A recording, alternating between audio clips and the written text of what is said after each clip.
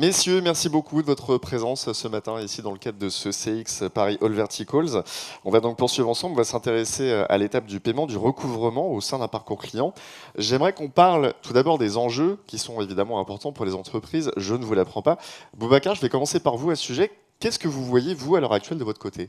Alors, pour répondre à la question des enjeux et pour expliquer pourquoi nous sommes légitimes pour nous exprimer sur ce sujet, d'abord quelques chiffres sur Genesis, mais très rapide parce que je dirais que ce n'est pas l'objet de notre intervention ce matin.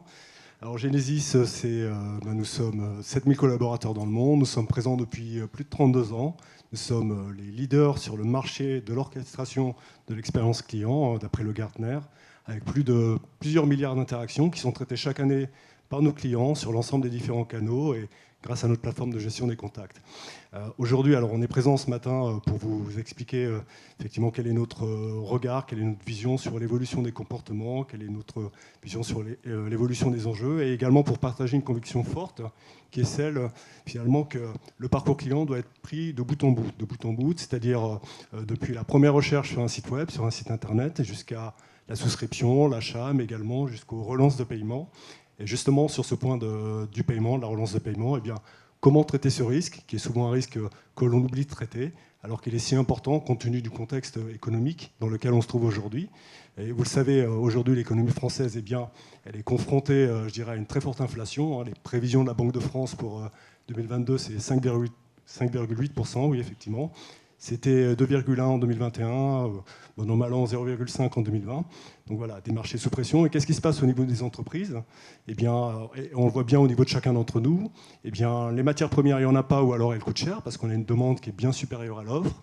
Et donc, au final, on voit également que les factures d'électricité, elles s'envolent. Donc, les coûts augmentent au niveau des entreprises. Donc, les entreprises augmentent, en tout cas la plupart d'entre elles, augmentent leur prix pour pouvoir protéger leurs marges. On a donc des marchés sous pression. Mais dans le même temps, on s'aperçoit d'une chose, finalement, c'est qu'on a un chiffre d'affaires record du e-commerce en 2022, avec une hausse de près de 19% par rapport à l'année précédente. Bon, ceci dit, malgré et avec l'effet de la crise et je dirais du pouvoir d'achat qui s'émiette, eh bien, on s'aperçoit quand même qu'on a une baisse relative du panier moyen à 85 € globalement, alors que dans le même temps, eh bien, les volumes de paiement en ligne, ça croise de près de 25%. Donc on voit bien que tout ça, ça génère de nouveaux contacts entre les achats, les souscriptions, les renouvellements de contrats, etc. Donc pas de ralentissement au niveau des services clients, d'autant que les canaux sont largement enrichis. J'ai en tête l'exemple d'un client pour lequel, dans certains pays, eh bien, la gestion des commandes se fait non plus par téléphone ou par mail, mais plutôt par WhatsApp. Donc on le voit au travers de ces chiffres, on est passé de 1,6 à 2,6 sollicitations d'un service client en moyenne. Donc dans ce contexte de marché sous pression et d'interaction dont le volume s'accroît fortement, eh bien, l'expérience client devient un très fort différenciant. Il faut bien sûr proposer des produits et des services innovants. Il faut également investir dans les technologies pour pouvoir accompagner le client bout en bout sur tout son parcours. Investir dans les technologies, oui, mais sans déshumaniser. Il faut quand même conserver la touche humaine lorsque c'est nécessaire. Et ça, c'est pas si simple parce qu'on le sait, on a des pénuries sur certains marchés, au niveau de certains profils, et notamment sur les profils liés au paiement, comme le contrôle de gestion et la comptabilité. Donc voilà, donc je dirais qu'au final, je dirais le maître mot, c'est vraiment l'agilité, parce qu'on n'a pas un profil unique de client, mais on a vraiment des clients avec des attentes diverses, des attentes différentes. On arrive néanmoins à identifier, je dirais, deux grandes catégories de clients. Une première catégorie de clients pour lesquels eh bien, ce sont des personnes qui ont besoin de se sentir compris. Donc il va falloir proposer un accompagnement avec plus d'empathie, plus d'écoute, néanmoins beaucoup de clarté, et donc un dialogue très personnalisé. Et une seconde catégorie qui, elle, va plutôt privilégier, je dirais, l'efficacité, la rapidité de traitement. Et pour ces gens-là, ces personnes-là, effectivement, on va pouvoir mettre en place du bot, de l'automatisation et du self-service. Donc voilà, donc, sur le sujet du risque client qui nous intéresse vraiment ce matin, on comprend que dans certains cas, eh bien, on va avoir un dispositif d'écoute très personnalisé, avec des personnes qui sont capables de comprendre les difficultés de paiement, proposer des aménagements. Et dans d'autres cas, eh bien, je dirais, le suivi des paiements, les relances pourront se faire via des rappels par SMS, des messages vocaux déposés, etc. un mix des deux pour suivre et accélérer le paiement, parce que c'est vraiment le nerf de la guerre, hein, sinon l'entreprise ne peut pas vivre. Donc je dirais que développer les ventes, oui, fidéliser les clients, oui, mais avoir les paiements dans les délais impartis, c'est encore plus important, parce que sinon on ne fait pas vivre l'entreprise. Sur ce sujet, je suis venu avec Sébastien Bouchindôme, qui est plus expert sur les sujets sensibles du recouvrement et de la gestion de créances, et qui vous va parler de l'importance d'anticiper sur les risques de clients. On va en parler effectivement, merci Boubacar. Empathie, efficacité, on a bien noté, comme vous dites, l'argent c'est le nerf de la guerre, si ça rentre pas, c'est quand même un peu compliqué. Sébastien, justement, on est dans une situation où l'économie nationale est un petit peu fragilisée, Boubacar l'évoquait à l'instant, les entreprises reviennent à leurs fondamentaux, qui est de protéger leur trésorerie, évidemment, qui attendent de leur centre de support client de la rentabilité, bien évidemment. C'est quoi, vous, votre constat du côté de la FIGEC sur ces derniers mois? Et j'allais dire, le risque client, pour vous aujourd'hui, quel est-il concrètement? D'abord, merci à Genesis d'avoir bien voulu me convier à cet échange. Je représente aujourd'hui la FIGEC, donc tenez-vous bien, c'est la Fédération nationale de l'information d'entreprise, de la gestion de créances et de l'enquête civile. Donc c'est le poste client. Chaque chef d'entreprise connaît bien et sait bien ce que c'est que le poste client. C'est la rentrée de cash, c'est la croissance de l'entreprise, c'est maintenir son chiffre d'affaires. Et ce sont principalement 3 activités au niveau de notre fédération. La première est l'information d'entreprise. Donc ce sont toutes les sociétés, vous en connaissez pour la plupart en tout cas, qui font de l'enquête de solvabilité, du renseignement commercial, de la notation, du scoring sur le monde économie. Donc ce sont véritablement des vigies de l'économie française et internationale. La deuxième activité, c'est la gestion de créances. Dans la gestion de créances, on a du recouvrement de créances qu'on pratique d'ailleurs aujourd'hui à la manière de la médiation financière et du rachat de créances. Boubacar en parlait déjà en introduction. C'est le nerf de la guerre, effectivement. Il a déjà dit beaucoup de choses, Boubacar, sur le sujet. Donc nos entreprises peuvent vous aider les chefs d'entreprise à recouvrer évidemment leurs créances, de plus en plus en amont de la relation commerciale aujourd'hui, mais aussi quand il y a un problème avec la relation commerciale, évidemment, il faut intervenir de manière un peu plus pragmatique et spécialisée. Donc nos entreprises sont de véritables spécialistes qui interviennent en marque blanche ou directement auprès de vos clients en B2B ou en B2C. On a une activité au sein de notre fédération qui est le rachat de portefeuilles de créances, l'acquisition de portefeuilles de créances.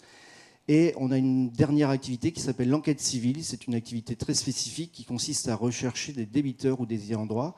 Parce qu'en France, comme en Europe d'ailleurs, plus de la moitié des débiteurs personnes physiques sont des débiteurs que l'on appelle professionnels et qui se cachent, donc qui achètent un produit ou un service avec la volonté de ne pas payer. Et il faut donc les retrouver ensuite. Et c'est une activité qui est sous la tutelle du ministère de l'Intérieur, avec un agrément du CNAPS, le Conseil national des activités privées de sécurité. Donc nos 3 activités, elles interviennent sur les entreprises et c'est un vrai gage de qualité d'être adhérent à notre fédération, puisque nous avons mis en place depuis j'allais dire des décennies, mais en tout cas quelques années maintenant, des standards métiers plus évolués qui sont un gage de label pour nos entreprises. Les enjeux sont colossaux. Vous avez les chiffres sous les yeux. Je vais simplement vous en donner 3.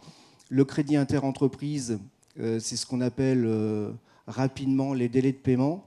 C'est 800 milliards d'euros chaque année. Donc c'est un tiers du PIB en France. C'est un montant qui est évidemment hyper important. Aujourd'hui en France, une journée de retard de délai de paiement, et vous savez en tant que chef d'entreprise ce que c'est que les délais de paiement, une journée de retard, c'est 1 milliard en France. Donc, premier chiffre hyper important en termes d'enjeux, 800 milliards. Deuxième chiffre, chaque année, on a environ 56 milliards de créances qui ne sont pas recouvrées. Et troisième chiffre, c'est les NPL, les Non-Performing Loans. Ce sont les prêts non performants qui sont détenus dans les banques françaises aujourd'hui. Et c'est 130 milliards d'euros. Donc, un montant très colossal aussi. 3 chiffres hyper importants. Ça veut dire que l'enjeu est effectivement aussi important. Donc par les relations clients, c'est bien. Le CX, c'est bien, mais cash.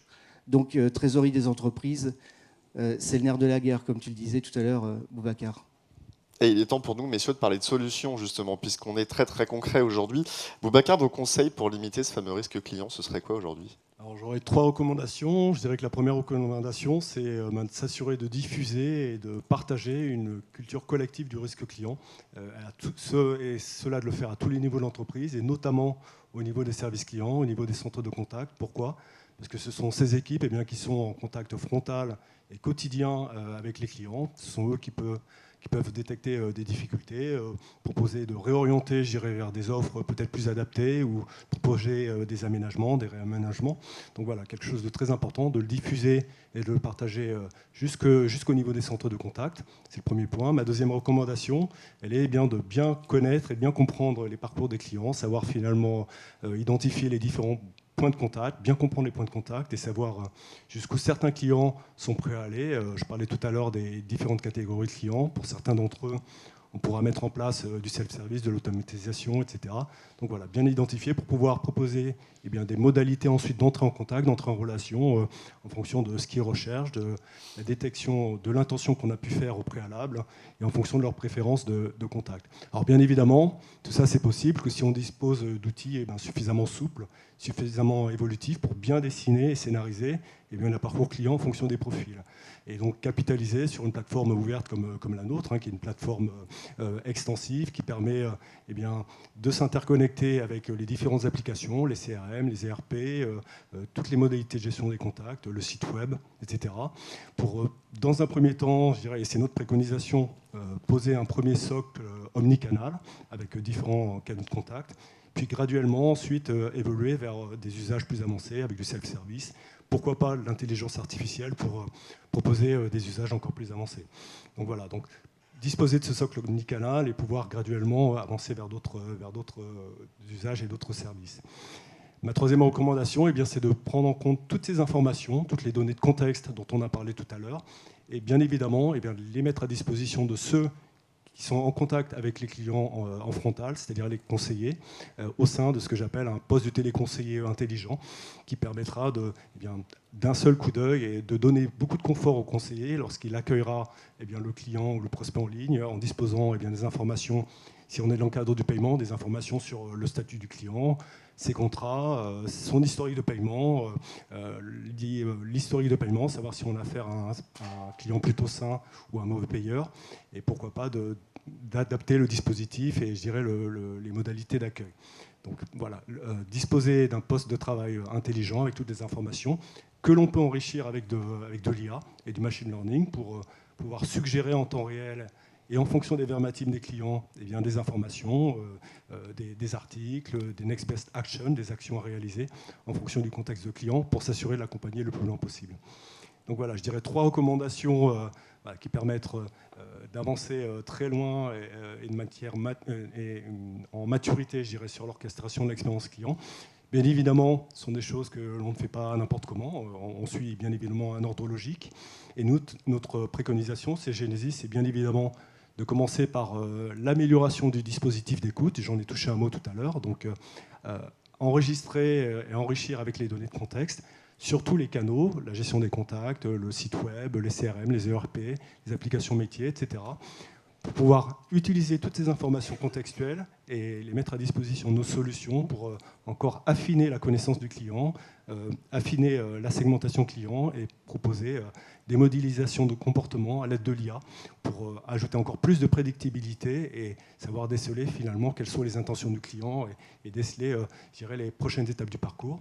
Et à partir de cela, proposer, je le disais tout à l'heure, des entrées, des mises en relation qui sont complètement personnalisées, alors soit via du self-service, de l'automatisation, soit via de l'humain dans certains cas, sur de l'entrant, sur du sortant, et sur le sortant qui est vraiment, je dirais, un mode de communication qui est extrêmement important dans le cadre du recouvrement et de la gestion de créances. Donc voilà, ces étapes qui sont très importantes, et bien évidemment, dans une je dirais, logique d'amélioration continue, eh bien, notre plateforme, elle est basée sur l'intelligence artificielle, elle est auto-apprenante, et elle permet à chaque fois d'utiliser toutes ces informations pour continuer à enrichir et développer certains paramètres qui ont été mis en place auparavant. Donc voilà. Donc si je résume, on est sur de l'écoute, du client, on est sur de la compréhension des enjeux du client Complètement. et sur des outils et la capacité à informer les équipes qui sont en front avec le client. C'est ce que Exactement. vous disiez. Exactement. Sébastien, comment est-ce qu'on peut permettre justement à une entreprise de se faire payer à temps? Parce qu'évidemment, encore une fois, c'est le nerf de la guerre, ça peut être assez compliqué. Comment est-ce qu'on peut anticiper ce fameux risque? En fait, ce que vient de dire Boubacar, c'est qu'en permanence, les entreprises doivent réinventer leur portefeuille d'affaires. Clients, mais fournisseurs aussi. Donc c'est hyper important de connaître son client, mais son fournisseur. Si votre fournisseur, vous le connaissez bien aujourd'hui, mais est-ce qu'il sera viable dans 6 mois ou dans 3 ans? Et c'est hyper important pour votre chaîne d'approvisionnement. Donc c'est important d'avoir au préalable des informations sur votre univers économique, c'est-à-dire sur les différents points de rentrée dans votre entreprise, que ce soit côté client, encore une fois, ou fournisseur. Pour cela, vous devez avoir des informations en temps réel et des informations fraîches sur la viabilité économique, financière, RSE, immatérielle, etc. des entreprises.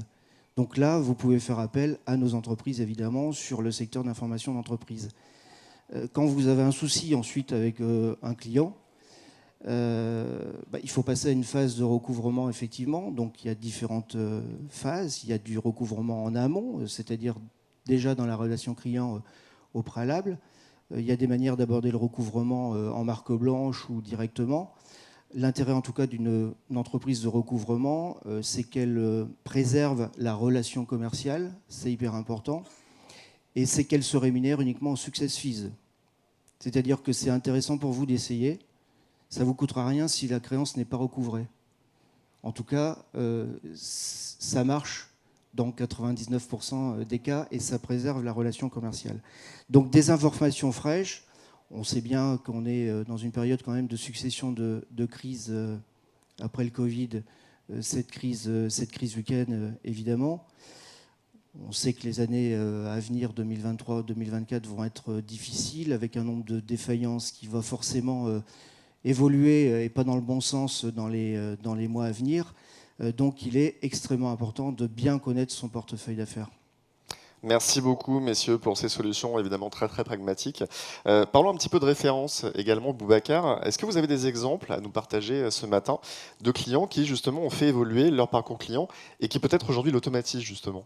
Oui, alors on a plein d'exemples sur pas mal de verticaux, mais un premier exemple que je trouve intéressant est celui de Daphni, qui est un spécialiste du recouvrement, de la gestion de créances impayées. Alors Daphni, c'est vraiment une grosse société qui permet de vraiment augmenter le taux de préservation et de récupération des créances impayées. Daphni souhaitait réellement améliorer son efficacité opérationnelle. On avait identifié des gaps de production, et également améliorer son taux de recouvrement. Alors, on a mis en place notre solution, et notamment module avancé de gestion des contacts sur plusieurs canaux, ce qui a permis de regrouper, de consolider les différentes équipes au sein de cellules hybrides qui font du blending, de l'entrant et du sortant sur différents canaux, et qui leur permet d'être présents sur différents usages, différents processus, avec les résultats que vous voyez affichés là, et notamment une augmentation de 30% des paiements collectés par heure et par agent, donc un gros gain par rapport à ce qui était identifié auparavant. Et également une diminution des coûts de collecte de l'ordre de 30%. Donc voilà, plus de revenus, une réduction des coûts, donc vraiment un ROI extrêmement intéressant et assez rapide pour Afni. Le deuxième exemple que je trouve intéressant, c'est celui de l'un de nos clients, notamment Edenred, à savoir la démarche qu'ils ont su déployer pour la mise en place de la plateforme de gestion des contacts pour accompagner leur digitalisation. Alors aujourd'hui, je dirais que le recouvrement ne fait pas partie des processus déployés au sein de notre plateforme, mais ce qui est intéressant, c'est que, et on le sait, Edenred, au départ, les parts clients étaient complètement matérialisés, avec, vous les connaissez, des tickets restaurants, des bons cadeaux, etc. Aujourd'hui, tout ça s'est complètement passé sous digital, sous numérique, avec des traitements sur des cartes, via des cartes qui sont associées aux clients. Et donc, Edenred a souhaité mettre en place, je dirais, une plateforme extensive, évolutive, donc notre plateforme Genesis, pour pouvoir, dans un premier temps, poser le socle omnicanal dont je parlais tout à l'heure, donc la première étape, pouvoir enrichir les informations de contact avec des données de contexte, etc. Puis graduellement aller vers d'autres usages, vers d'autres processus, et pourquoi pas, à terme, aller jusqu'à l'étape de paiement. Donc voilà, on n'en est pas encore là, mais on est vraiment, je dirais, dans une philosophie gagnante, d'une stratégie de digitalisation qui a été mise en place et qui est accompagnée par une plateforme ouverte, extensive, et qui permet de connecter toutes les applications métiers. Voilà. Merci beaucoup, Boubacar. Sébastien, on va terminer avec vous cette présentation. Comment vos services à la FIGEC y contribuent à cette protection financière des entreprises? Alors d'abord, on a deux beaux exemples qui viennent d'être décrits par Boubacar. Et c'est tout à fait l'intervention de nos entreprises, c'est-à-dire que les solutions qu'elles proposent, elles s'immiscent dans les différents systèmes. Et c'est un travail évidemment de relations directes et qui permet justement de trouver la bonne porte d'entrée. Je parlais des portes d'entrée tout à l'heure pour les clients ou les fournisseurs, mais c'est important. En tout cas, nos solutions, les entreprises de la FIGEC proposent des solutions qui permettent de rentrer dans ce type de programme. Deux choses simplement. Le premier, c'est le devoir de vigilance, qui est important maintenant pour l'ensemble des entreprises françaises. Je prends un exemple, la lutte contre le terrorisme, la lutte contre le blanchiment d'argent. Donc encore une fois, c'est important de savoir à qui on a affaire quand on a une relation de travail avec une entreprise, que ce soit encore une fois un fournisseur ou un client. C'est ce qu'on appelle les bénéficiaires effectifs, c'est-à-dire est-ce que l'entreprise avec laquelle on va rentrer en relation, elle est détenue dans un pays étranger et est-ce qu'on a le droit de faire du commerce finalement avec ce pays? Donc c'est ce type d'information qui est aujourd'hui hyper important d'avoir et qui est de la responsabilité du chef d'entreprise, ce devoir de vigilance. Et puis on a une autre thématique, et pour terminer, c'est la compliance aussi, qui se développe évidemment de manière exponentielle. On parle beaucoup d'ESG actuellement, donc l'environnement, le social et la gouvernance. Une directive européenne va se mettre en place dans les mois à venir sur les entreprises de plus de 250 salariés, avec l'obligation de respecter l'ensemble de ces contraintes. Et naturellement, ça s'appliquera à l'ensemble des entreprises françaises qui travailleront avec des plus grosses entreprises.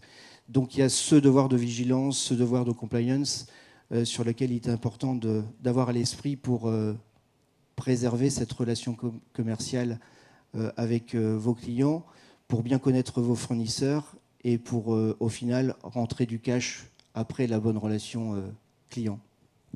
Eh bien, merci beaucoup, messieurs, pour ces insights et pour ce partage d'expérience. On peut vous à vous. applaudir. Boubacar Diallo et Sébastien Bouchardom, je vous laisse rejoindre les coulisses. Merci beaucoup, messieurs.